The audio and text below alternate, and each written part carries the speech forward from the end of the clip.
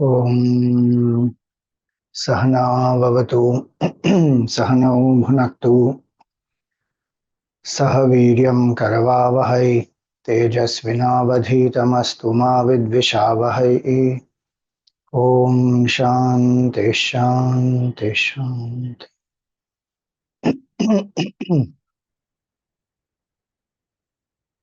ओम सदाशिवसमारंभां शंकराचार्यमध्यमाम् अस्मदाचार्यपर्यन्तां वन्दे गुरुपरम्पराम्। ओम दक्षिणे लक्ष्मणौ यस्य वामे तु जनकात्मजा पुरतो मारुतिर्यस्य तं वन्दे रघुनन्दनम्।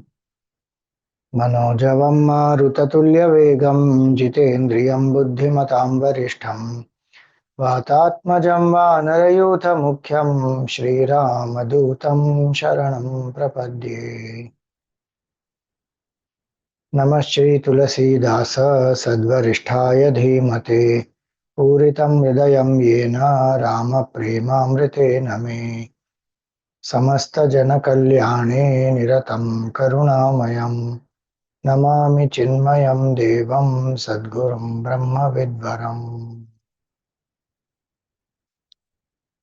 हरिओम। सभी को प्रणाम। हनुमान चालीसा के सत्संग में पुनः एक बार स्वागत है। तो हमने 16वीं चौपाई में देखा था कि तुम उपकार सुग्रीव ही कीन्हा राम मिलाए राजपद दीन्हा।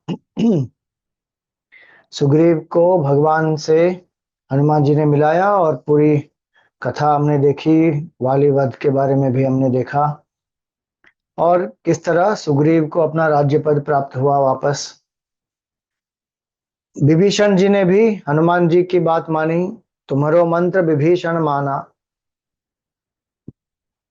जब हनुमान जी ने वहां पर देखा कि लंका में एक घर ऐसा है जहां पर भगवान का नाम स्मरण हो रहा है सुबह सुबह। भवन एक पुनि दीख सुहावा हरि मंदिर तह भिन्न बनावा। अलग से एक भवन दिखा उन्होंने भवन देखा उन्होंने लंका में जब सीता जी की खोज कर रहे थे और वहां हरि मंदिर तहाँ भिन्न बनाया। और वहां उन्होंने क्या देखा, एक भगवान का, एक भक्त का जो घर है वहां पर भगवान की पूजा हो रही है तो मंदिर के समान ही है। उसमें राम जी के आयुध के चिन्ह है। राम आयुध अंकित ग्रह शोभा बरहनि न जाई। घर में तुलसी का वृंद है, नव तुलसी का वृंद तहाँ देखी हर्ष कपिराई। भगवान राम के जो धनुष हैं, बाण है, सूर्य है इत्यादि जो चिन्ह है वो सब भी अंकित थे। तब हनुमान जी को लगा कि इस लंका में जहां पर निशाचर रहते हैं वहां पर ऐसा सात्विक घर कहां से आया। लंका निशिचर निकर निवासा यहाँ कहाँ सज्जन कर वासा। मन माहु तर्क करे कपिलागा। हनुमान जी सोचने लगे कि ये यहाँ पर ऐसा सात्विक घर किसका है, यहाँ तो निशाचरों का वास है। उसी समय विभीषण जी वहां पर सुबह उठते हैं और राम राम का सुमिरन करते हैं। हृदय हर्ष कपि सज्जन चीन्हा हे सन हठी करिहउ पहचानी साधुते होई न कारज हानि।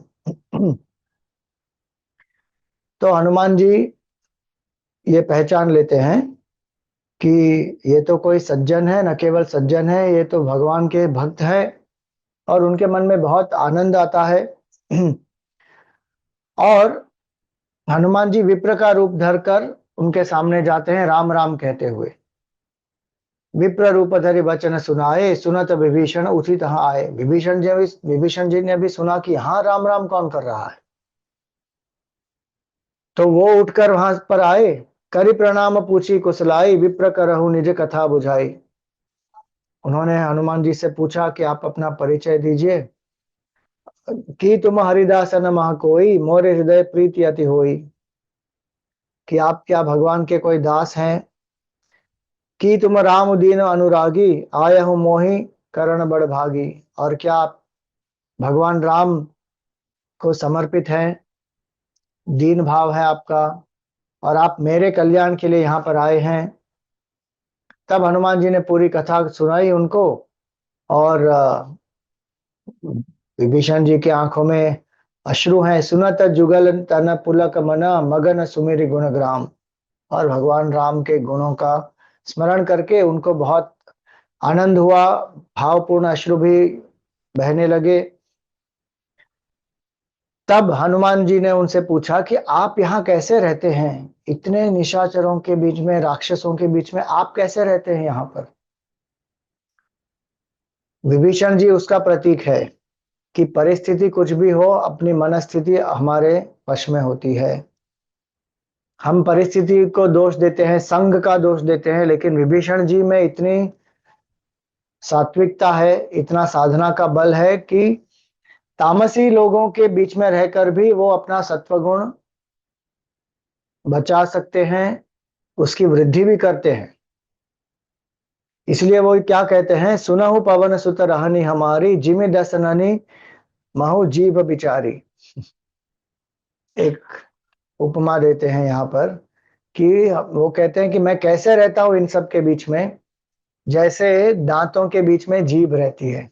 जीभ इतनी कोमल होती है और दांत इतने कठोर होते हैं, और कई बार दांतों के कारण जीभ कचरा जाती है, लेकिन फिर भी विभीषण जी यही कहते हैं कि इनके बीच में मैं रहता हूं जैसे ये जीभ रहती है। जिमि दसन मह जीव बिचारी। और अब उनको ये भरोसा हो गया है कि भगवान ने उनकी जो प्रार्थना है वो सुनी है। तात कबहु मोहि जाने अनाथा, करी हरि कृपा भानुकुल नाथा। भगवान की कृपा हुई है और मुझ पर हुई है। अब ये विभीषण जी की इतनी नम्रता देखिए, वो क्या कहते हैं, तामस तनु कछु साधन नाही। विभीषण जी कहते हैं कि मैं तामस शरीर हूं, मैं कोई साधना नहीं करता। प्रीति न पद सरोज मन माही। भगवान के चरण कमलों के प्रति मेरी प्रीति नहीं है, इतनी भक्ति भी नहीं है मुझ में। ये जो है ये नम्रता का भाव है। अपने आप को नीचे नहीं गिरा रहे हैं, झूठ नहीं बोल रहे हैं, लेकिन भक्त को हमेशा यही लगता है कि मैं तो साधारण से भी साधारण हूं, मुझ में कोई विशेषताएं नहीं है, और भक्ति भी जो है मेरी बहुत ही कम है। ये एक साधक का स्वाभाविक नम्रता का भाव होता है। और हमेशा जो साधना करते हैं उनको यही लगता है कि साधना कम ही हुई। साधना का आनंद भी आता है, भगवान के भजन में रस भी आता है, लेकिन कभी ये घमंड नहीं होता कि मैं तो बहुत बड़ा साधक हूं, मैंने तो बहुत साधना की है। और यहां पर वो जब कह रहे हैं कि तामस तन कछु साधन नाही, तामस तन का अर्थ केवल ये नहीं होता कि जिसमें निद्रा, आलस्य, प्रमाद इत्यादि हो, लेकिन तामस तन का अर्थ क्या हुआ यहाँ पे, कि वो राक्षसों के बीच में रहते हैं यहाँ पर, और शरीर से जिसका भाव, शरीर से जिसका तादात्म्य है, जो शरीर जीव भाव में जो है, जब तक हम में जीव भाव है तब तक हम तामसी हैं। क्यों? वेदांत की दृष्टि से अज्ञान के कारण तमस, अज्ञान तमस का लक्षण है। जब तक हमें स्वरूप का ज्ञान नहीं होता तब तक देहात्म भाव है, तब तक हम तामसी हैं। सत्वगुण बढ़ता है, रजोगुण हम शांत करते हैं, लेकिन अविद्या जहां तक है तब तक तमस है।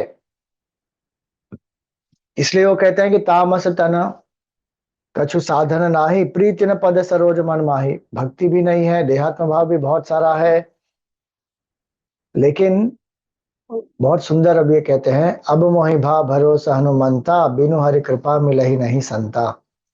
कि अब मुझे भरोसा हो गया है कि भगवान जी की कृपा मुझ पर है। क्यों? क्योंकि भगवान की कृपा के बिना संत मिल ही नहीं सकते।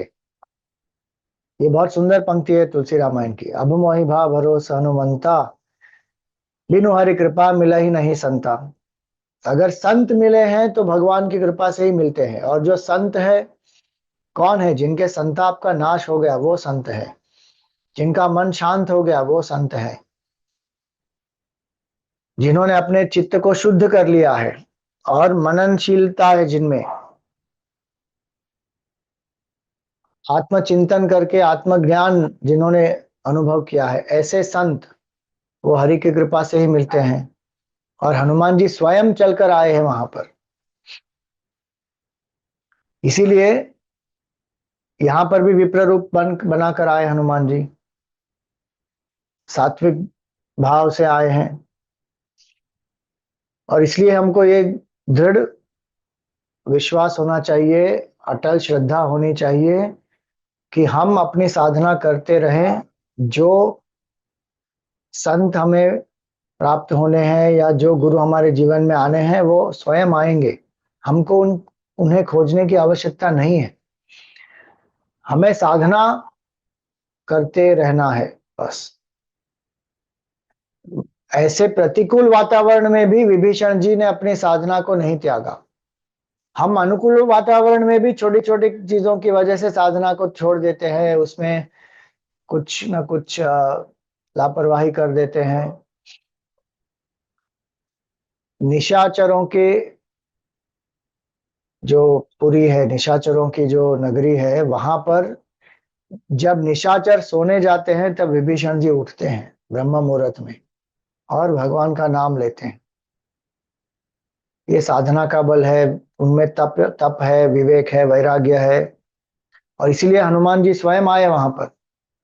और विभीषण जी को भी लगा कि बिनु हरि कृपा मिला ही नहीं संता। विभीषण जी ये नहीं कह रहे कि देखो मेरी साधना बल है, मैंने इतने साल साधना की इसीलिए तो ये आए हैं, मेरे पुण्य का प्रताप है, मेरी साधना का प्रताप है। वो क्या कहते हैं, बिनु हरि कृपा मिला ही नहीं संता।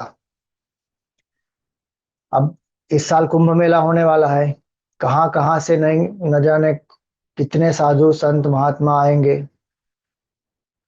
तो कुंभ मेला भी एक बहुत अनोखा एक अवसर है जहां पर साधु संतों का समागम होता है, जो सनातन हिंदू धर्म के अलग अलग संप्रदाय हैं, मत है, दर्शन दार्शनिक है, साधु संत है, अलग अलग पंथ के अनुयायी हैं, सब आएंगे वहां पर एक जगह पर।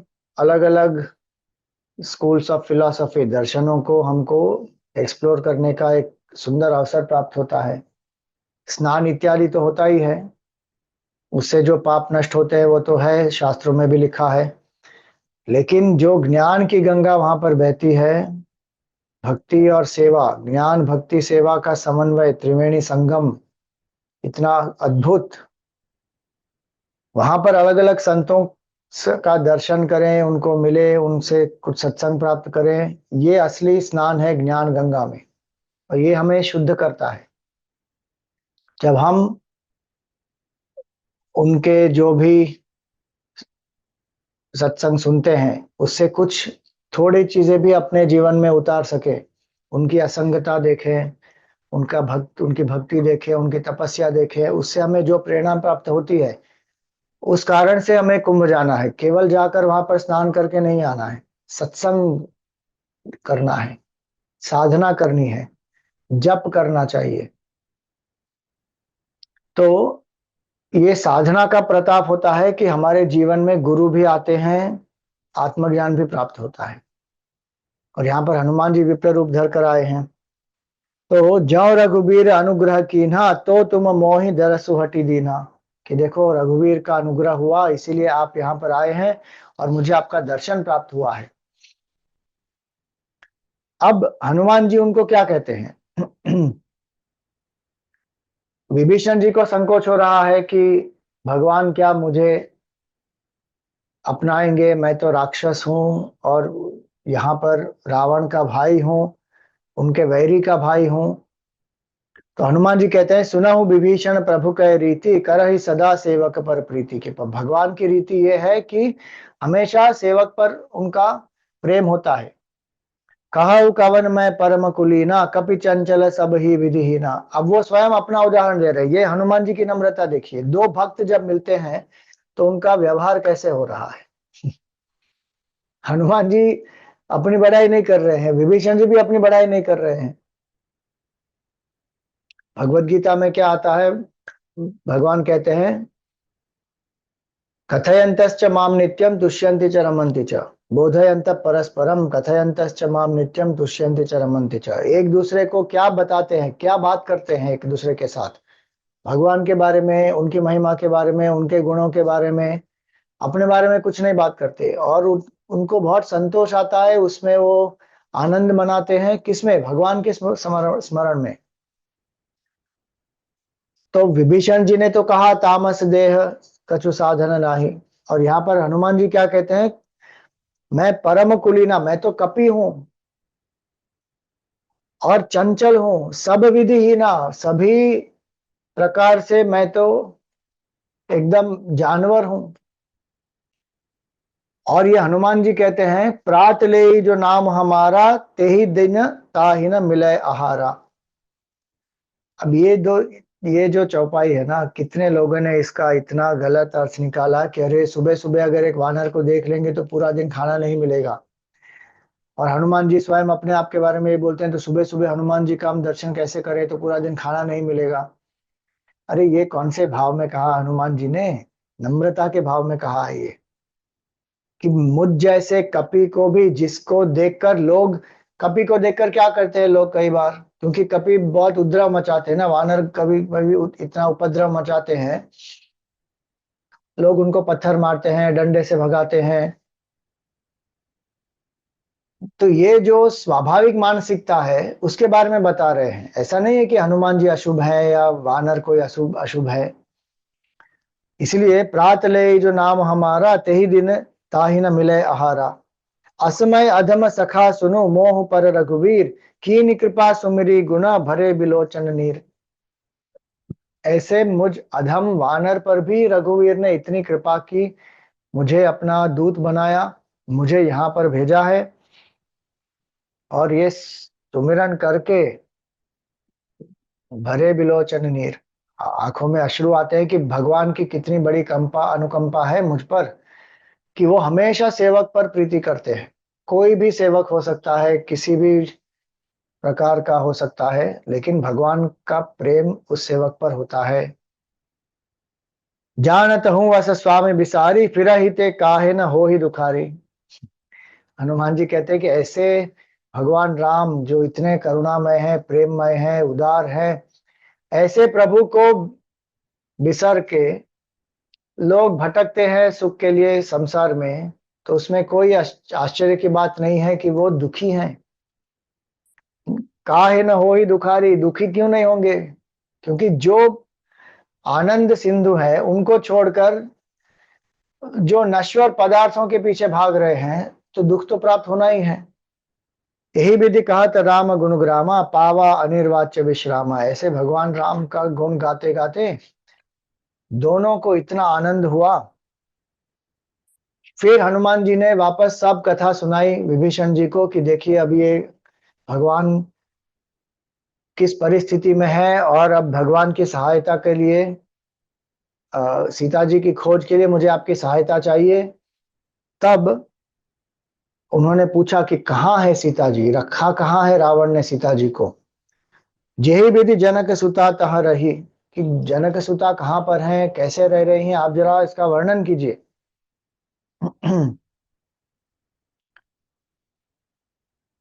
तो विभीषण जी क्या कहते हैं, वो बताते हैं कि वो अशोक वाटिका में है, रावण ने वहां रखा हुआ है। तब हनुमान जी उनको ये कहते हैं कि आप जो राम जी का कार्य कर, राम जी का नाम ले रहे हैं, लेकिन आप राम जी का कार्य नहीं कर रहे हैं। जो व्यक्ति साधना करते हैं वो, एक तो सात्विकता होती है मन में, लेकिन जो हमारे इष्ट हैं उनकी सेवा भी करनी है। केवल उनका नाम स्मरण नहीं करना है, राम नाम के साथ राम काम भी करना है। हनुमान जी से मिलने के पूर्व विभीषण जी एकदम सात्विक तो थे, लेकिन जो अधर्म है उसका विरोध नहीं करते थे। रावण का उन्होंने कभी विरोध नहीं किया, और उनको ये संकोच भी था कि भगवान जो राम जी हैं क्या वो मुझे अपनाएंगे, इसलिए उनके मन में संकोच है, उनके मन में एक पैसिविटी है। उनको पता है जो रावण कर रहा है वो गलत है, और वो रावण के न केवल छोटे भाई हैं लेकिन मंत्री भी हैं। तो उनको रावण को अच्छी सलाह देनी चाहिए, धार्मिक सलाह देनी चाहिए, लेकिन उन्होंने नहीं दी कभी। हनुमान जी से मिलने के बाद उनमें यह धैर्य आता है कि भगवान राम के नाम के साथ उनका कार्य भी करना चाहिए, उनकी सेवा भी करनी चाहिए। और इसलिए यहाँ पर देखते हैं कि हनुमान जी ने उनको गुरु के रूप में जो उपदेश दिया, उनको एक प्रोत्साहन दिया कि आप इतने धैर्यवान हैं कि निशाचरों के बीच में रहकर भगवान का नाम ले रहे हैं, अब आप उस धैर्य को कार्यान्वित कीजिए और रावण को धार्मिक सलाह देनी चाहिए। विभीषण जी से उन्होंने सीता जी के बारे में जान लिया कि वो कहाँ पर रहती हैं, कहाँ पर रखा है उनको रावण ने, और रावण के विरुद्ध जाने की प्रेरणा भी उनको प्रदान कर दी। और भगवान राम के बारे में भी उनको बता दिया कि भगवान राम हमेशा सेवक पर प्रीति करते हैं, इसलिए ये बिल्कुल भाव मत रखना कि क्या भगवान मुझे अपनाएंगे, भगवान ने तो अपना लिया है आपको। और इसलिए ये सब जब उन्होंने कहा तो विभीषण को भी एक उन विभीषण जी को भी एक धैर्य प्रदान प्राप्त हुआ। और उन्होंने रावण से जाकर, जब हनुमान जी ने, फिर हमको कथा पता है कि हनुमान जी ने सीता जी से मिलकर उनको जो मुद्रिका देनी थी वो दी, उनको भगवान का संदेश दिया, और सब समाप्त होने के बाद हनुमान जी को भूख लगी तो वो फल खाने लगे, और उनको रावण से भी मिलना था। तो हनुमान जी ने वृक्षों का और अशोक वाटिका में बहुत तहस महस कर दिया पूरी वाटिका को, और राक्षसों को मारा, अक्षय कुमार को भी मारा, और हनुमान जी को बंदी बना लिया गया ब्रह्मास्त्र के कारण। उस समय रावण हनुमान जी को मार देना चाहते थे, तब विभीषण जी ने पहली बार रावण के विरुद्ध कहा कि ये तो दूत हैं, दूत के साथ ये दुर्व्यवहार नहीं होना चाहिए, और जो आपकी दुश्मनी है वो दूत के स्वामी के साथ है। तो उन्होंने हनुमान जी की रक्षा तो की, और हम जानते हैं फिर हनुमान जी के पूंछ को आग लगा दी गई, और फिर हनुमान जी ने लंका भस्म कर दी। भस्म कर दी का अर्थ है कि लंका जो है उसमें आग लगाई। अब कई लोग पूछते हैं कि लंका में आग लगा दी तो फिर रावण की लंका तो भस्म हो गई। नहीं नहीं, आग लगाई तो बाकी लोग जो थे उन्होंने पानी भी तो डाल दिया। लंका में केवल आग लगी थी, और उसका सांकेतिक अर्थ क्या है कि वहां पर जो भौतिकवाद है और जो अधार्मिक रूप से जो अनकंट्रोल्ड इंटेलिजेंस है उसको जला दिया उन्होंने। और तब से वहां पर लोग जो हैं वो भय में रहने लगे कि एक कपी ने आकर इतना कर दिया, ये तो इतने सारे कपी लेकर राम आ रहे हैं। तो मानसिक रूप से वो भयभीत हो गए सब, और अधर्म का कार्य करने से डरने लगे। फिर हमने देखा कि हनुमान जी तो लौट कर वापस आए, लेकिन विभीषण जी को धैर्य प्राप्त हुआ। तो उन्होंने रावण को बताया कि जो आप कर रहे हैं वो ठीक नहीं है। सो पर नारी लीलार गुसाई, तजौ चौथ की चौथी के चंद की नाई। कि आप परनारी को लाए हैं, आपको उनको वापस भेज देना चाहिए। काम क्रोध लोभ मद लोभ सब नाथ नरक के पंथ। रावण को कहते हैं कि ये काम क्रोध लोभ मोह ये सब नरक के पंथ हैं। सब परिहरि रघुबीर ही भजऊ भजहि जहि संत। ये सब का त्याग करो और भगवान का भजन करो। इतनी शक्ति आ गई विभीषण जी में। ये पहली, ये जो 17वीं चौपाई है ना, उसका ये अर्थ है, तुम्हारो मंत्र विभीषण माना। विभीषण जी ने कोई मंत्र नहीं दिया था। मंत्र का अर्थ क्या हुआ यहाँ पर, जो उन्होंने उपदेश दिया था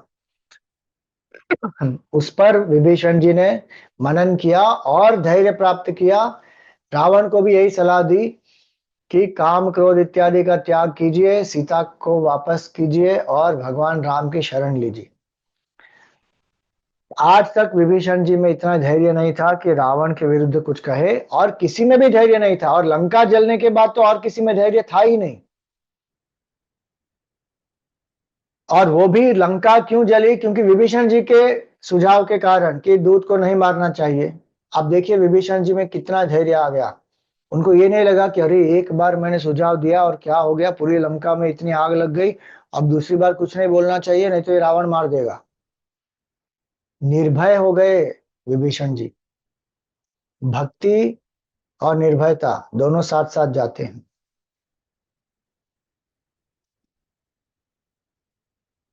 विशेष रूप से अधर्म अधर्म के प्रति निर्भयता तो होनी ही चाहिए। भक्त में भी कुछ ना कुछ भय तो बना रहता है कि कहीं हमसे कोई गलत कार्य न हो जाए, हम अधर्म के रास्ते पर न चले जाए, हमारा मन माया के कारण भटक न जाए। तो एक कुछ तो भय रहता है, लेकिन अधर्म के विरुद्ध कोई भय नहीं।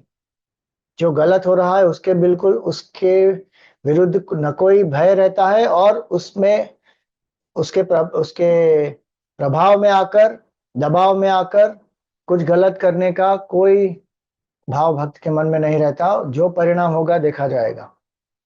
ये धैर्य आता है भक्त में।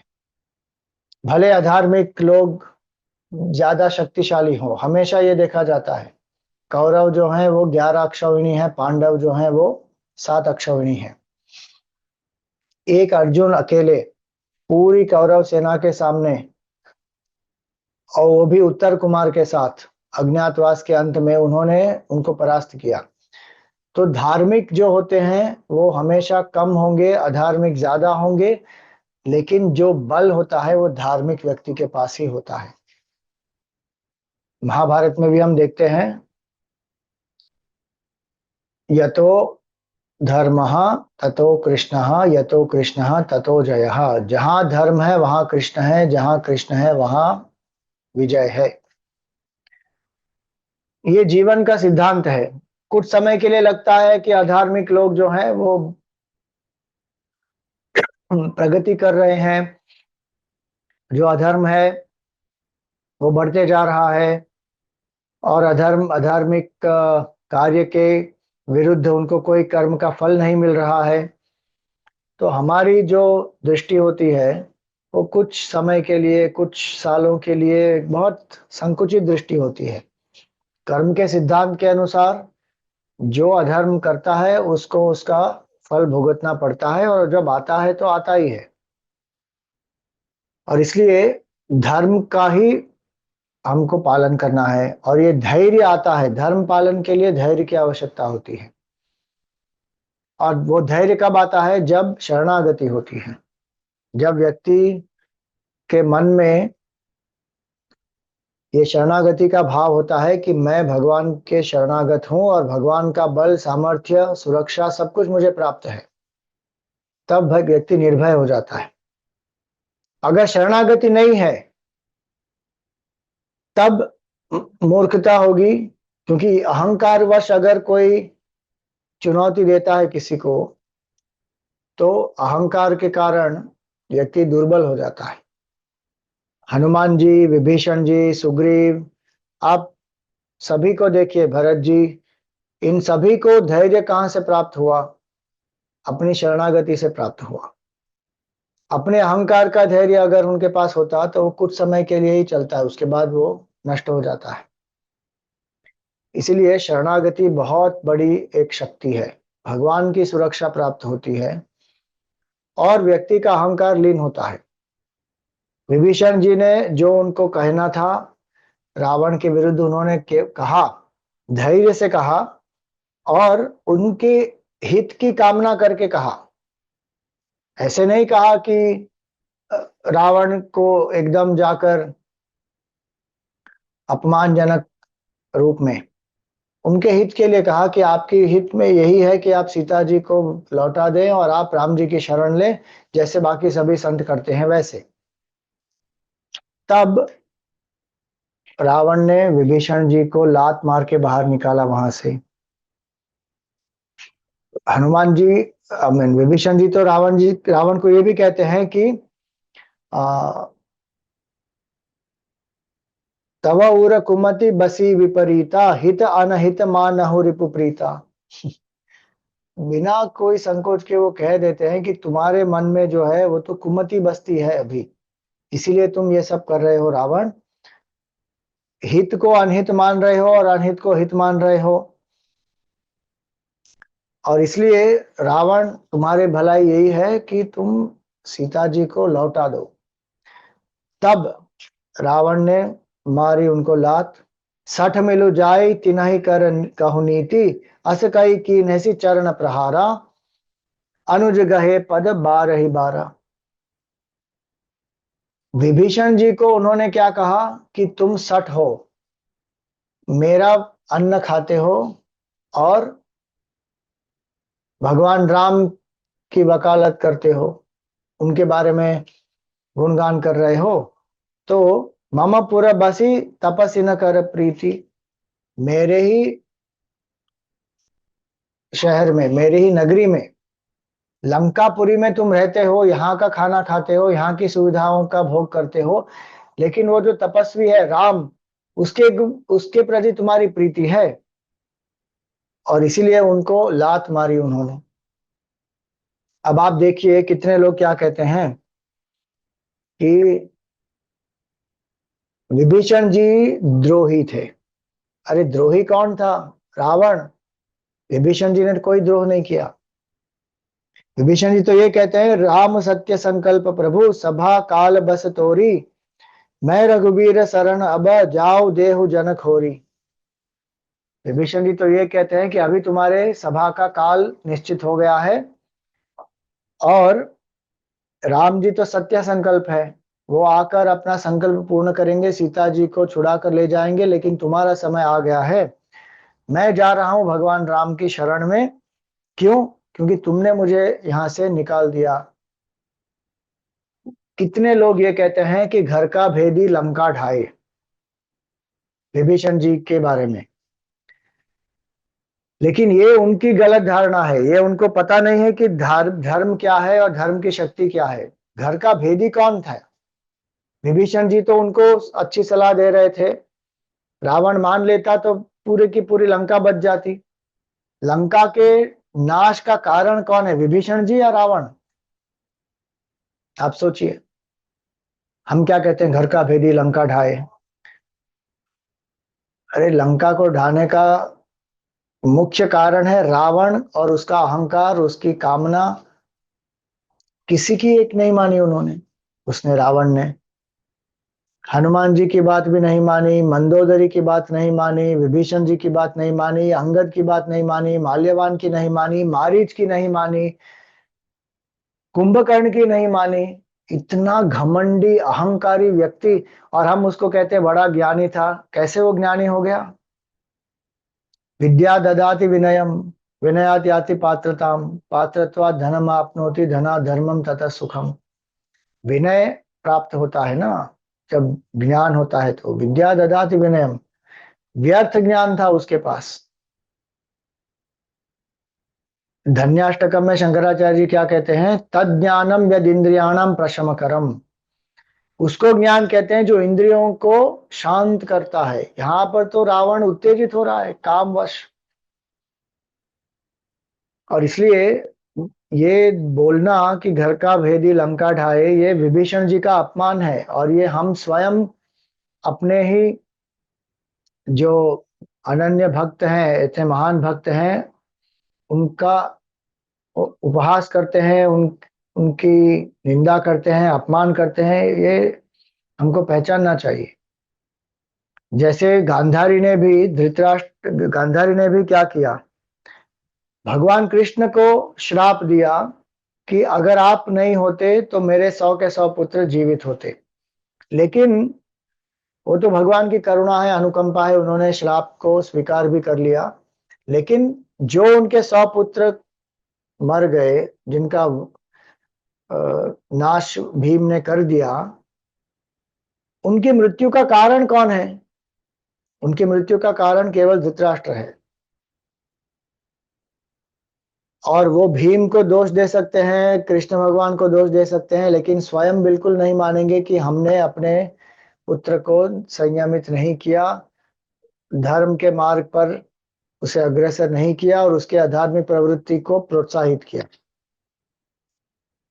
इसलिए ये बहुत आवश्यक है जानना। विभीषण जी ने भगवान की शरणागति ली। अस कही चला विभीषण जबहि, आयुहीन भये तब सबहि। जिस समय विभीषण जी ने लंका का त्याग किया उसी समय लंका का पतन शुरू हो गया। क्यों? जहां संत की का अपमान होता है वहां पर बहुत समय सुख समृद्धि रह नहीं सकती। साधु अवज्ञा तुरत भवानी, कर कल्याण अखिल कै हानि। इस साधु की अवज्ञा जहां होती है वहां सभी कल्याणकारी चीजों का नाश हो जाता है उसी समय, और पतन शुरू हो जाता है वहां पर। ये भगवान स्वयं कह रहे हैं, शिव जी। साधु अवज्ञा तुरत भवानी। शिव जी जो रामचरितमानस का वर्णन कर रहे हैं ना, राम कथा का वर्णन कर रहे हैं माँ पार्वती को, वो शिव जी कह रहे हैं ये। इसलिए रावण जब ही विभीषण त्यागा, भयउ विभव बिनु तब ही अभागा। उसी समय वो अभागा हो गया। जब तक एक भक्त था वहां पर लंका में, तब तक लंका सुरक्षित थी। जब विभीषण जी ने लंका का त्याग किया, उसके बाद एक भी व्यक्ति नहीं था वहां पर जो रावण के विरुद्ध जा सकता है। आप लीडरशिप के स्टैंड पॉइंट से भी अगर आप देखें, अगर कोई क्रिटिक होता है, कोई क्रिटिकल फीडबैक देता है, उसको डिसेंट के नाम पर बंद कर दिया जाए, रेबेल के नाम पर उसका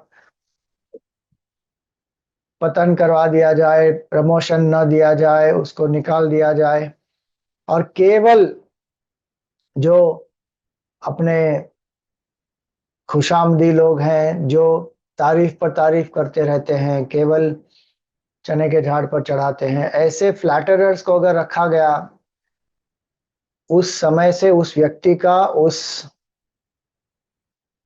संस्था का पतन शुरू हो जाएगा। क्यों? क्योंकि कोई भी ऐसा नहीं होगा वहां पर जो कोई फीडबैक दे सके। सब हाँ में हाँ मिलाएंगे वहां पर। रावण को कहने की हिम्मत नहीं थी किसी में और में। मंदोदरी केवल एक थी वहां पर, उनको छोड़ के बाकी कोई उनको सलाह देने के लिए उतना धैर्य ही नहीं था उनमें। तो लीडरशिप स्टैंड पॉइंट से भी, if we don't have the critics close to us, it is the beginning of our fall. और इसलिए यहाँ पर हनुमान जी ने इतना धैर्य प्रदान किया कि दोनों चीजें हो गई विभीषण जी में। एक, रावण को सलाह देकर वहां से वो निकल गए। दूसरा, उनको ये दिशा भी प्राप्त हो गई कि मुझे करना क्या है, मुझे भगवान राम की शरण में जाना है। इसीलिए वो तुरंत रावण को भी कह के चल निकलते हैं वहां पर। ये नहीं कि रावण मुझे मार देगा, ढूंढ लेगा मैं कहां पर हूं, मेरी मृत्यु करा देगा, कुछ नहीं। वो कहते हैं, मैं रघुवीर शरण अब जाऊं, मैं जा रहा हूं रघुवीर की शरण में। कितना धैर्य है उनमें कि वो रावण को कहते हैं कि मैं आपके वैरी की शरण में जा रहा हूं। और कोई होता तो ये बताता भी नहीं। क्यों? क्योंकि अगर उनका भाई ही जा रहा है, रावण का भाई जा रहा है भगवान राम के पास, तो रावण तुरंत उनको मार देगा कि मेरे सब जो रहस्य है उसके पास है। लेकिन धैर्य उतना है विभीषण जी में, बोल दिया उन्होंने रावण को भरी सभा में कि मैं जा रहा हूं राम के पास। इसलिए हम ये समझते हैं कि सात्विक जो होता है वो एकदम दुर्बल होता है, निर्बल होता है, उसमें कोई सामर्थ्य नहीं होता, वो बेचारा भगत आदमी है। अरे बेचारा नहीं होता। जहां जब तक कोई ना कोई स्वार्थ बना रहता है या कोई ना कोई प्रमाद बना रहता है, तब तक ऐसा लगता है। लेकिन हनुमान जी ने आकर बता दिया, उनका जो संकोच था वो सब निकाल दिया और कहा कि अब राम का कार्य कीजिए। और विभीषण जी ने तुरंत पकड़ लिया उसको। जो हनुमान जी कह रहे हैं वो सही है। तो इसलिए तुम्हारो मंत्र विभीषण माना। और हनुमान जी के कहने पर ही वो जाते हैं वहां पर। भगवान राम की शरण लेते हैं। वाल्मीकि रामायण में अगर आप देखें, बहुत सुंदर प्रसंग है वहां पर कि जब हनुमान जी, जब विभीषण जी वहां पर आते हैं तो भगवान सभी की सभा बुलाते हैं, सुग्रीव, जाम्बवान, नल, नील, अंगद इत्यादि सबको बुलाते हैं और पूछते हैं कि हमें क्या करना चाहिए।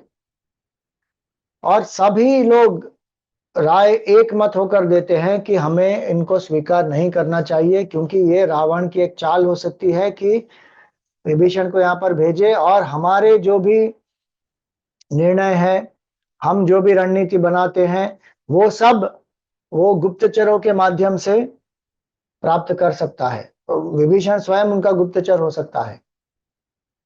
सबसे पूछा भगवान राम ने और सबने एक मत होकर यही कहा कि नहीं, इनको हमें नहीं रखना चाहिए।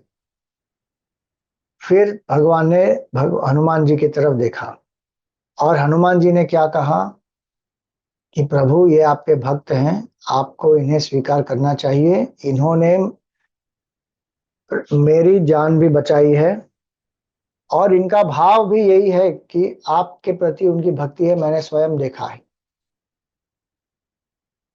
अब आप यहाँ पर भी डिसीजन मेकिंग के बारे में देखिए। भगवान राम ये नहीं कहते कि I will go with the majority, Vibhishan you are the one person alone who is saying कि वी शुड एक्सेप्ट, बाकी सब तो मना कर रहे हैं, तो how can I displease them, how can I go only by your opinion, I should go by the majority. हर बार majority can not be the deciding factor. यहाँ पर क्रूशियल डिसाइडिंग फैक्टर क्या है कि हनुमान जी को विभीषण जी के बारे में फर्स्ट हैंड अनुभव है, बाकी सब जो बोल रहे हैं वो केवल अपने अनुमान से बोल रहे हैं। तब हनुमान जी ने जब कहा तो भगवान उनको स्वीकार करते हैं। और यहाँ पर देखिए, जब हनुमान जी के कहने पर आए हैं विभीषण जी, वो सीधा सत्य बोलते हैं भगवान के सामने। नाथ दशानन कर मैं भ्राता, निशिचर बंश जन्म सुरत राता। कि मैं तो रावण का भाई हूँ, दशानन का भाई हूँ और निशाचर वंश में मेरा जन्म हुआ है। सहज पाप प्रिय तामस देहा, मेरे मन में तो पाप से ही बहुत प्रेम होता है, क्योंकि देहात्म भाव है।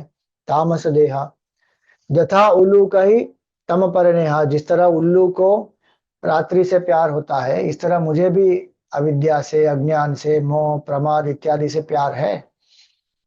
लेकिन मैं क्यों आया हूं? ये बहुत सुंदर पंक्तियां हैं तुलसी रामायण की। श्रवण सुजस सुनि आयहु, प्रभु भंजन भव भीर, त्राहि त्राहि आरति हरना, शरण सुखद रघुबीर। मैं आपका यश सुनकर आया हूं। और ये यश किसने सुनाया उनको? हनुमान जी ने सुनाया था।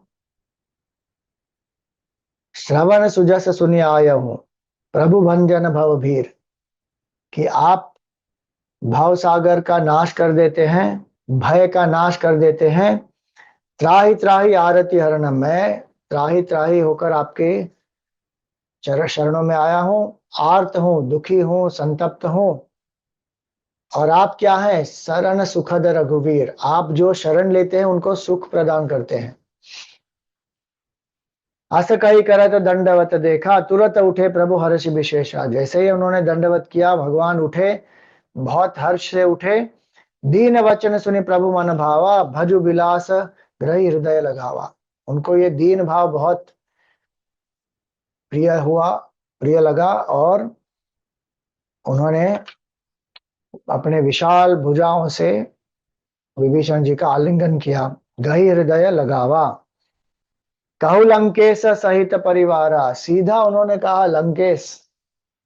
भगवान राम ने विभीषण जी को संबोधन करके क्या कहा? विभीषण ने कहा लंकेश। कहु लंकेश सहित परिवारा, कुशल कुठार बास तुम्हारा। कि आप कैसे वहां पर जीते थे लंका में। खल मंडली बसऊ दिनो राती, हर दिन रात पूरे समय वहां पर खल मंडली है, निशाचर है, निशाचर है, राक्षस है। सखा धर्म निभाई के ही भांति, किस तरह आपने आध्यात्मिक साधना का पालन किया। भगवान राम स्वयं उनकी प्रशंसा करते हैं। तो यहाँ पर देखते हैं कि भगवान ने उनको अपना लिया। और बहुत सुंदर एक श्लोक आता है वाल्मीकि रामायण में जहां भगवान ये कहते हैं कि सकृत एवं प्रपन्नाय, एक बार अगर कोई मेरी शरणागति लेता है, केवल एक बार ये कहना है कि भगवान मैं आपका हूं, तव अस्मि इति याचते, जो भी ऐसी याचना करता है कि भगवान मैं आपका हूं, मैं आपके शरण में हूं, तो भगवान क्या करते हैं, अभयम सर्वभूतेभ्यः ददामि एतद् व्रतम मम, मैं उस जीव को अभय दान देता हूं, ये मेरा व्रत है। केवल एक बार शरणागति लेनी है भगवान की, पूर्ण रूप से शरणागति, एक बार, बार बार लेने की आवश्यकता नहीं पड़ती है। अर्जुन ने केवल एक बार शरणागति ली और पूरा गीता का ज्ञान मिल गया उसको। केवल गीता का ज्ञान नहीं मिला, गीता समाप्त होने के बाद अर्जुन ने युद्ध किया, युद्ध में विजय प्राप्ति होने के बाद अर्जुन को लगा कि भगवान ने जो ज्ञान दिया था गीता का, वो तो मैं अभी भूल गया। वापस उसने भगवान से, अर्जुन ने भगवान से गीता का ज्ञान मांगा, तो भगवान ने अनुगीता भी दी। तो केवल एक बार शरणागति, सुदामा ने एक बार शरणागति ली और कहा भी नहीं कि मुझे धन की आवश्यकता है, कुछ चाहिए, लेकिन महल प्राप्त हो गया। सुग्रीव ने एक बार शरणागति ली, केवल एक बार, और उसके बाद वो तामसी भी हो गया, भूल गया कि उसके भगवान की सहायता करनी है, लेकिन भगवान ने नहीं, अपना जो प्रण था भगवान ने पूर्ण किया और विभीषण सुग्रीव को राज्य प्राप्त प्रदान कराया एक बार।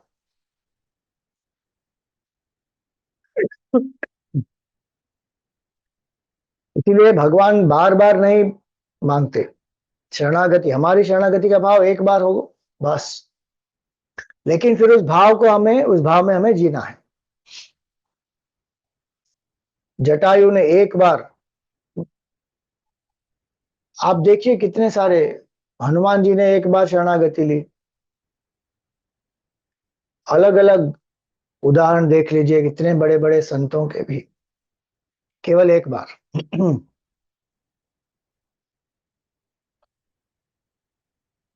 इसलिए भगवान बहुत करुणामय है। हनुमान जी यहाँ पर, उन्होंने भगवान से मिला दिया विभीषण जी को। ये हनुमान जी का कार्य यही है कि वो भक्त को भगवान से मिला लेते हैं। सुग्रीव को मिला दिया हनुमान जी ने, विभीषण जी को मिला दिया, भरत जी को भी मिला देंगे बाद में, एक के बाद एक सबको मिलाते रहते हैं भगवान से। और इसलिए हनुमान जी तुमरो मंत्र विभीषण माना। आप देखिए रावण ने इतना घमंड किया, उसने इतना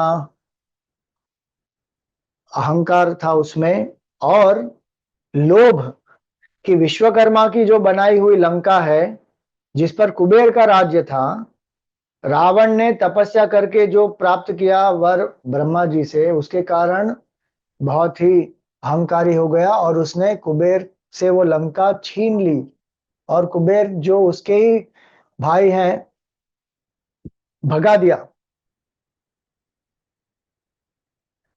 इतना संघर्ष करके लंका प्राप्त की उसने, रावण ने। और विभीषण जी को लंका कैसे प्राप्त हो गई, भगवान की शरणागति से। और भगवान की शरणागति कैसे हुई, हनुमान जी के कारण। तुमरो मंत्र विभीषण माना, लंकेश्वर भय सब जग जाना। तो जो कहते हैं ना, भुक्ति मुक्ति प्रदाता च तस्मै श्री गुरवे नमः, हनुमान जी इस ऐसे गुरु का कार्य कर रहे हैं यहाँ पर। सुग्रीव को भी भुक्ति और मुक्ति प्रदान कर रही। जीव की शरणागति जब होती है ईश्वर के प्रति, तब मुक्ति तो मिल ही जाती है, और उसको भुक्ति भी मिल गई, किष्किंधा का राज्य भी मिल गया। विभीषण जी को भी मुक्ति और भुक्ति दोनों मिल गई। आप देखिए बहुत सारे ऐसे उदाहरण देखेंगे जहां पर भुक्ति और मुक्ति दोनों साथ साथ, गुरु का, जो सामर्थ्यवान गुरु होते हैं वो भक्त को दोनों प्रदान करा देते हैं। कुछ भक्त ऐसे होते हैं जिनको भुक्ति की कोई आवश्यकता ही नहीं है, तो उनको केवल मुक्ति बस। इसलिए यहां पर आप देखिए, लंकेश्वर भय सब जग जाना, और एक बार जब भगवान केवल ये चाहते हैं कि भगवान हमारे लिए क्यों प्रतीक्षा कर रहे हैं कि हम एक बार शरणागति करें, भगवान क्यों हमें सीधा मुक्त नहीं कर देते। क्योंकि भगवान है ना बहुत डेमोक्रेटिक भी है और वो बहुत ही फ्रीडम और स्पेस में मानते हैं। तो अगर आपको जो चाहिए वो भगवान देते हैं। ये यथा माम प्रपद्यन्ते ताम तथैव भजाम्यहम्। अगर आपको सुख चाहिए तो भगवान सुख देंगे, आपको भोग वैभव चाहिए तो वो देंगे, खान पान धन ऐश्वर्य कीर्ति जो चाहे भगवान हमको देंगे। लेकिन अगर किसी को मुक्ति चाहिए तो भगवान सबसे ज्यादा आतुर है मुक्ति देने के लिए। और उसके लिए केवल थोड़ी सी विलिंगनेस हम में होनी चाहिए और शरणागति होनी चाहिए कि भगवान मैं आपका हूं, मैं संसार का नहीं हूं। हम अभी संसार के हैं और भगवान का भजन भी कर लेते हैं। लेकिन भक्त क्या है, भक्त भगवान का ही होता है, संसार में केवल कर्तव्य के लिए काम करते हैं। बाकी हम किसके हैं, भगवान के हैं बस। और हमारे कौन है, भगवान है। संसार हमारा नहीं, हम संसार के नहीं। भगवान के नाते हम संसार में कर्तव्य करेंगे, सेवा करेंगे, क्योंकि भगवान की अभिव्यक्ति संसार है, लेकिन बाकी और कोई संबंध नहीं। ये भाव जिसमें होता है वो अनन्य भक्त है। और जो अनन्य भक्त होता है वो हमेशा भगवान से जुड़ा तो रहता ही है, लेकिन ऐसे अनन्य भक्त को भी शरणागति का एक अवसर जब भगवान के समक्ष जाकर वो प्रस्तुत करते हैं कि मैं आपका हूं, तब भगवान उसको अभयदान प्रदान कर देते हैं। और इसलिए ये देखिए सुंदर इतना है कि हनुमान जी ने विभीषण जी को भी मिला लिया। आप देखिए दोनों प्रकार के जो लोग हैं, ये एक के बाद एक जो चौपाई है ना, एक सुग्रीव के बारे में, एक विभीषण जी के बारे में। सुग्रीव का मन जो है वो भय में जीता था हमेशा, वाली का त्रास था। और विभीषण जी का मन जो है वो एकदम सात्विक मन है उनका। एक राजसिक है, एक सात्विक है। दोनों को जो उनकी आवश्यकता है उसके अनुसार हनुमान जी ने दिया और भगवान से मिला दिया।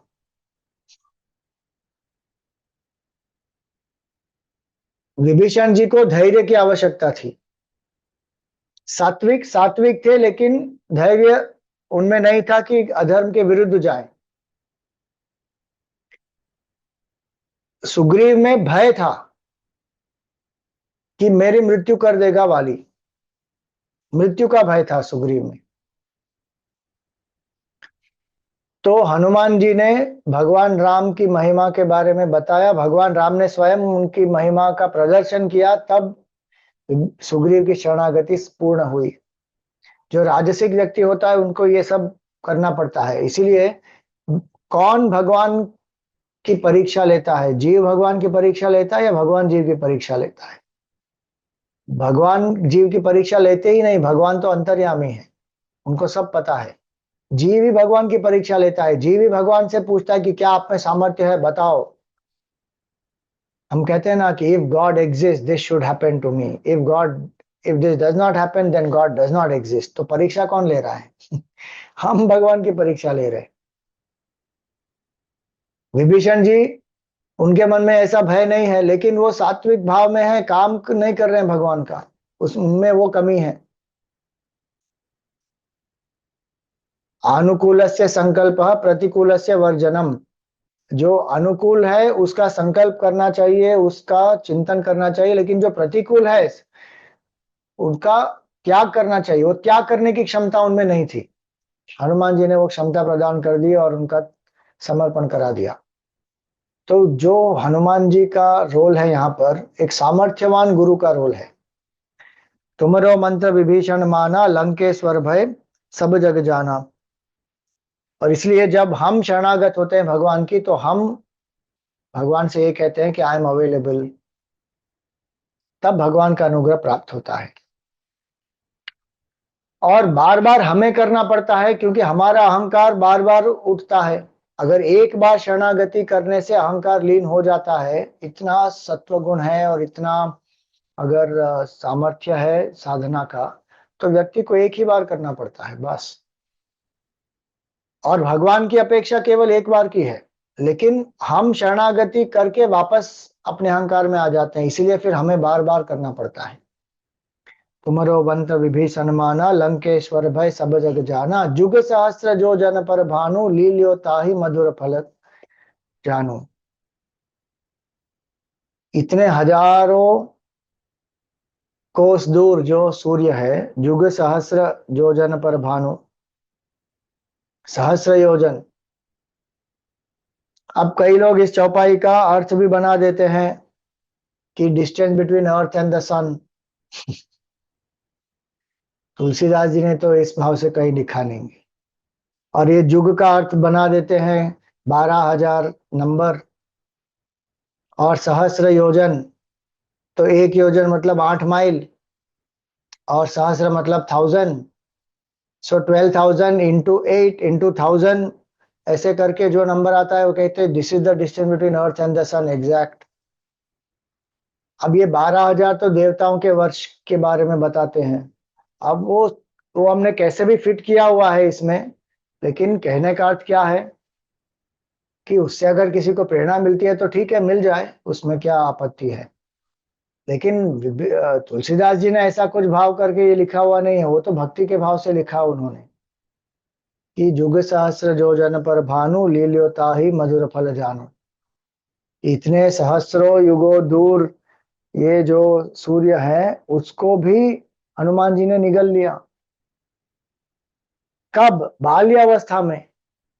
लील्यो ताहि मधुर फल जानो। उनका नाम तो सुंदर था पहले, ये कथा हमने पहले भी देखी हुई है।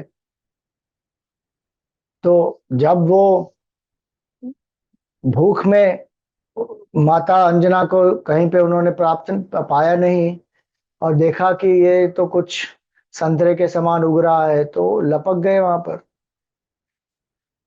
और तुलसीदास जी तो ये कहते हैं कि लीलियो ताहि मधुर फल जानू, लीलियो मतलब खा लिया उन्होंने। बाल समय रवि भक्ष लियो, तब तीनहु लोक भयो अंधियारो। संकट मोचन में भी उन्होंने ये कहा कि वो तो खा लिया उन्होंने सूर्य को। इसका सांकेतिक अर्थ क्या है? हनुमान जी वायु के पुत्र हैं, और वायु से ही उत्पन्न होती है अग्नि। आकाश, वायु, फिर अग्नि, फिर जल, फिर पृथ्वी। हर एक तत्व पहले वाले तत्व से उत्पन्न होता है। तो अग्नि से ही उत्पन्न होती, वायु से ही उत्पन्न होती है अग्नि। तो effect is always grosser than the cause. तो वायु पुत्र अगर अग्नि को ग्रहण कर ले तो उसमें आश्चर्य क्या है? वेदांत से भी वही तो दृष्टि प्राप्त होती है। दूसरी बात क्या है कि ये एक शुद्ध मन का प्रतीक है। जिस मन में शुद्धता होती है, एक प्यूरिटी होती है, इनोसेंस होती है, तो उस मन में इमेजिनेटिव पावर भी बहुत ज्यादा होता है। तो जो बच्चे होते हैं उनमें बहुत कल्पनात्मक उड़ान बहुत लगाते हैं बच्चे, और उस इमेजिनेशन को फ्यूअल करना चाहिए, अच्छी दिशा भी देनी चाहिए, लेकिन उसको बच्चे को हताश नहीं करना चाहिए, निराश नहीं करना चाहिए कि अरे ये सब प्रैक्टिकल नहीं है। क्योंकि इमेजिनेशन में बहुत पावर होता है, बहुत कुछ प्राप्त होता है इमेजिनेशन की शक्ति से, कल्पना से। और सूर्य जो है वो एक उच्च लक्ष्य का भी प्रतीक है। अपने जीवन में उच्च ध्येय होना चाहिए, नहीं तो हमारी क्षमताओं का विकास ही नहीं होगा। तो इसलिए जुग सहस्त्र योजन पर भानु का अर्थ है कि बचपन से ही हनुमान जी का लक्ष्य उच्च था, और उनमें ये कल्पनात्मक शक्तियां भी थी, imaginative power, intuitive power, artistic powers, ये सब होती है। सब कुछ लॉजिक के अनुसार ही होना है ऐसा आवश्यक नहीं है। दोनों है ना, लेफ्ट ब्रेन राइट ब्रेन, तो लॉजिक भी है, इंट्यूशन भी है, दोनों साथ साथ बढ़ने चाहिए। तो जुग सहस्र योजन पर भानु, लील्यो ताहि मधुर फल जानू। और सूर्य देवता तो अध्यात्म ज्ञान का भी प्रतीक है, ईश्वर का भी प्रतीक है। बचपन से ही हमको संस्कार देना चाहिए भक्ति का। बहुत सारे सांकेतिक अर्थ है इसके। जितना बचपन में भक्ति का संस्कार होगा, उतना ही व्यक्ति का मन सशक्त होगा, नहीं तो छोटी छोटी चीजों में दुर्बल निर्बल हो जाते हैं सब। मेंटल हेल्थ चैलेंजेस इतने हो रहे हैं, क्यों? क्योंकि भक्ति नहीं है, एंकरिंग नहीं है, एक शक्ति का स्रोत नहीं है जिससे हम जुड़े हैं। ईश्वर से जो जुड़ जाए उससे फिर शक्ति तो प्राप्त हो ही जाती है। और अध्यात्म ज्ञान का प्रतीक है सूर्य। बचपन से ही अध्यात्म ज्ञान देना चाहिए बच्चों को कि आप कौन हैं। और हमारे देश में तो इतने सारे जो महान संत हुए, वो छोटे बच्चे हुए, बाल भक्त हुए। प्रहलाद है, ध्रुव है, नचिकेता है, मार्कंडेय है, आंडाल है, नामदेव है, जनाबाई है, सखुबाई है, कितने सारे सब बाल भक्त हुए। शंकराचार्य जी, विवेकानंद जी, बाल्यावस्था से ही चल रहा है, उनकी साधना चल रही है। तो बाल समय रवि भक्ष लियो। और यहाँ पर कहा, जग जुग सहस्र जो जन पर भानु, लील्यो ताहि मधुर फल जानु। प्रभु मुद्रिका मेल मुख माही, जल दिलांग गए अचरज नाही। प्रभु की मुद्रिका मुख में रखकर पूरे पूरे समुद्र को उन्होंने पार कर दिया। अब लोग ये मानते हैं, अरे ये प्रभु की मुद्रिका आई कहां से? क्योंकि भगवान के पास तो कोई आभूषण थे नहीं। तो उसके अलग अलग उत्तर हैं। एक तो है जो तुलसी रामायण में स्वयं हम देखते हैं कि जब केवट का प्रसंग है, तब भगवान, जब केवट भगवान को पार ले जाते हैं तो भगवान उनको वेतन के रूप में क्या देंगे? तो जो मुद्रिका है सीता माता की, सीता माता वो मुद्रिका प्रदान करती हैं उन्हें। और केवट मना कर देते हैं कि नहीं नहीं, मुझे नहीं चाहिए ये मुद्रिका, मुझे वेतन नहीं चाहिए। तो वो मुद्रिका उनके पास है।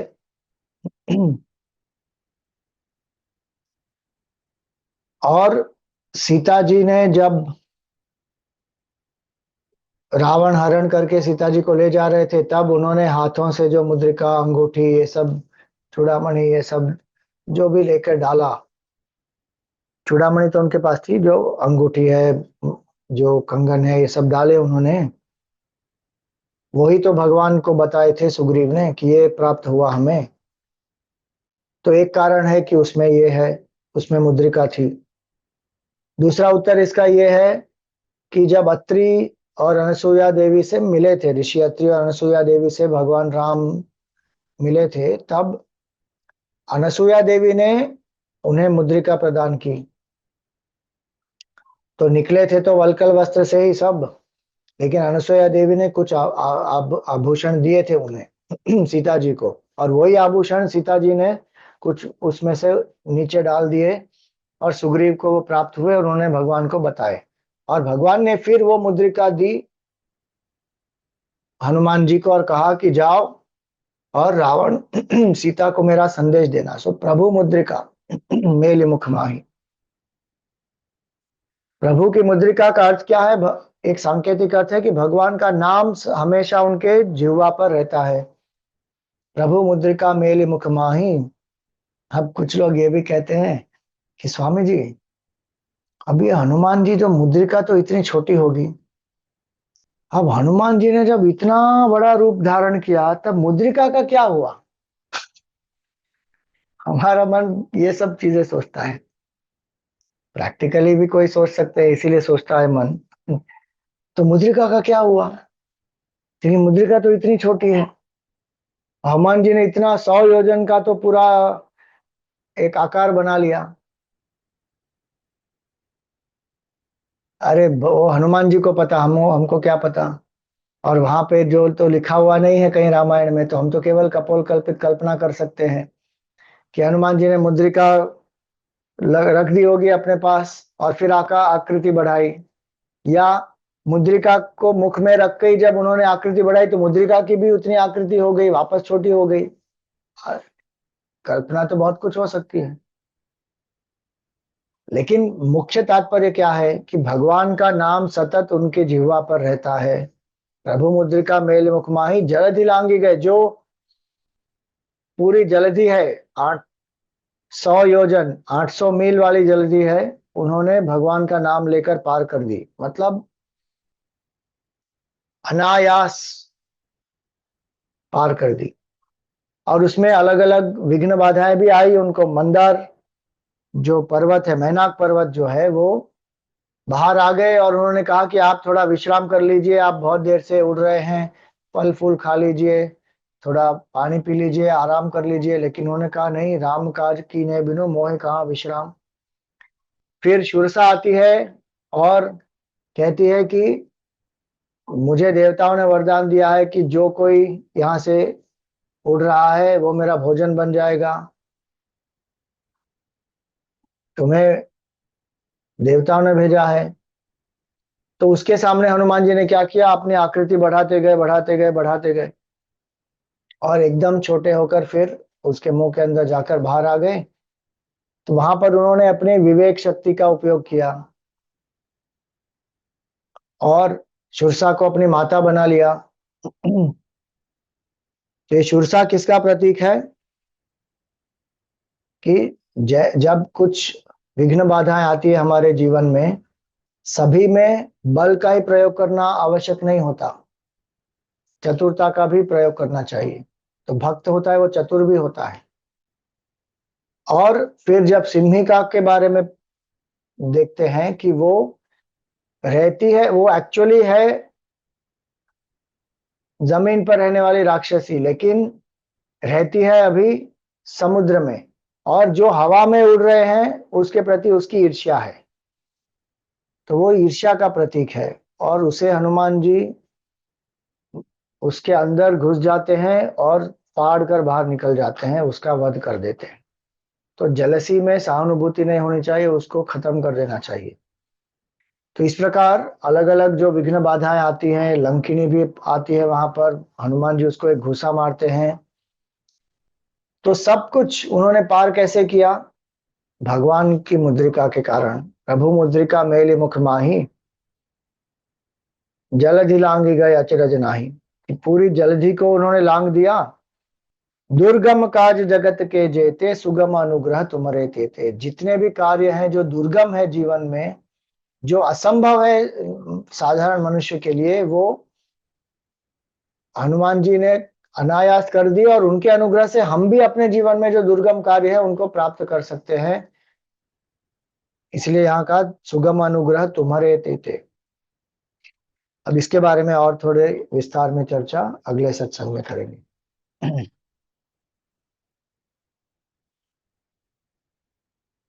सभी यजमानों का धन्यवाद करेंगे। सुचेता तलवार जी और पराग वाघ पूरे सत्र के यजमान हैं। हनुमान आरती यजमान सभी सत्संगों के लिए सीमा केजरीवाल जी, विजय डोडेजा जी, रश्मि आनंद जी, विनो मुंशी जी, दिनेश दफ्तरी जी और रिचा चड्ढा जी। दैनिक यजमान है आज के स्मिता जी,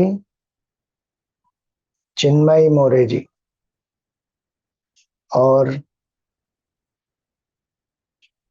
आज के आरती यजमान हैं सूर्यकांत गावड़े जी, सुरभि जी, सौगंधी जी और जयंत संपत जी। सभी पर हनुमान जी की कृपा रहे, गुरुदेव का आशीर्वाद रहे और भगवान हमें सात्विकता के साथ धैर्य प्रदान करें और हम एक बार पूर्ण रूप से भगवान के शरणागत हों और हमें भगवान का अनुग्रह, आशीर्वाद, सुरक्षा सब प्राप्त हो। जय सिया राम, जय हनुमान।